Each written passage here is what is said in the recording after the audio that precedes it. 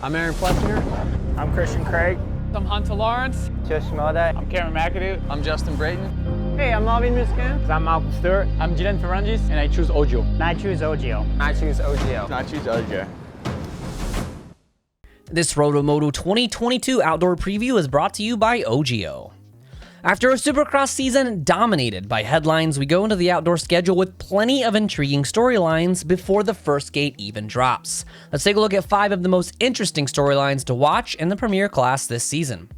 The first is concerning the defending champion Dylan Ferrandis and his bid to be only the second back-to-back champion since Ricky Carmichael retired in 2006. The Frenchman did nothing short of dominate the competition last season, finishing every single moto in the top 5 and landing on the podium in the first 11 consecutive motos. After racking up 531 points, the most since 2016, you would think Ferrandis would be coming into the season as the clear-cut favorite, but surprisingly, no one is really talking about him.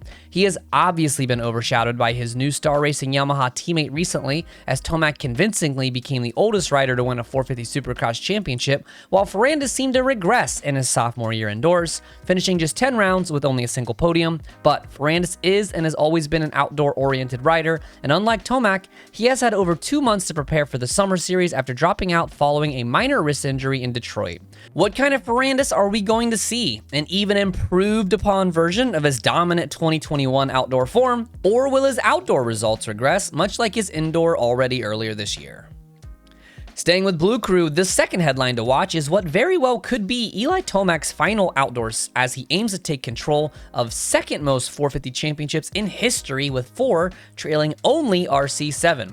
After beating all odds, Eli Tomac switched to teams and became the oldest rider in history to win the 450 Supercross title, winning 7 of his 16 races before sitting out the finale with a knee injury.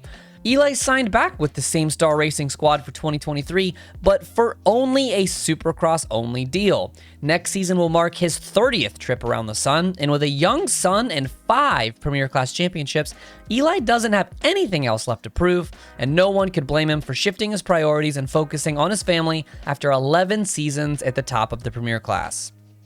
The third storyline coming into the season has already been widely publicized, but the Red Bull KTM truck will look very different this outdoor season. Cooper Webb will take a summer off to focus solely on the Supercross season to come, as well as Marvin Musquin being on a Supercross-only deal from the get-go. That leaves Red Bull with 2 wild cards under their tent to go with Aaron Plessinger. Antonio Cairoli will finally live out a lifelong dream of coming to America to compete in the American Series. He is only confirmed to race the first 2 rounds of the series, but there is rumors that he has the leeway from the series and team to continue racing beyond that if he so chooses. Lining up alongside him on the orange steed is another oldie but goodie with Ryan Dungy. The 3-time Lucas Oil Pro Motocross champion returns to the series after a 5-year break from outdoor racing. Like Cairoli, Ryan is only confirmed to race the first 2 rounds, but he publicly went on record on the Pulp MX show, saying that the goal is to race the entire season if he's competitive and enjoys himself. Another thing to watch this season is the trajectory of Jason Anderson. El Hombre has arguably his best season of his career in Supercross this spring, even if it didn't end up bringing him the #1 plate. He won 7 races and at times looked to be easily the fastest guy on the racetrack, but how well will that translate to outdoors? Shockingly, Jason Anderson is still without an overall win in either the 450 or 250 class. A Supercross championship in each class is nice, but there is not a single 450 Supercross champion in the history of the sport to not have an outdoor title to go with it, let alone without a race win altogether, and that's where Jason is at. Is this the year Anderson gets an overall, or can he even compete for the title outright? And the 5th thing to watch for this year is the Ken Rockson Experience. After finishing in the top 3 in each series indoors and out that he's entered dating back to 2019, Ken came out swinging at A1, winning the opener before putting together easily his worst season in any discipline on any bike in his entire career. The list of viable excuses he and the team used was long and exhaustive: COVID, bike setup, Epstein's bar, as well as other undisclosed illnesses, but this is make or break time for Roczen and everybody knows it.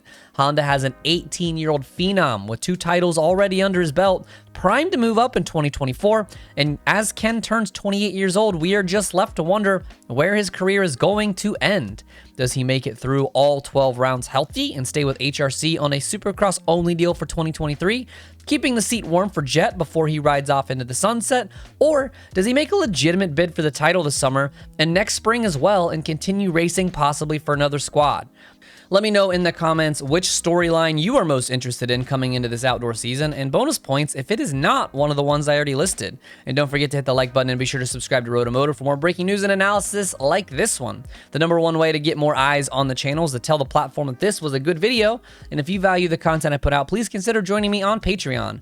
For just about $1 per week, you help me continue to make this content for you, and are also entered to win race shoes and autographed memorabilia from your favorite riders. Up for grabs for the month of May is a limited edition Slayer Liat jersey from the Denver round as part of a prize pack donated by Team Solitaire that also includes gifts from many of their other sponsors. Thanks as always for watching RotoMoto. My name is Donnie. Keep it pinned to the weekend.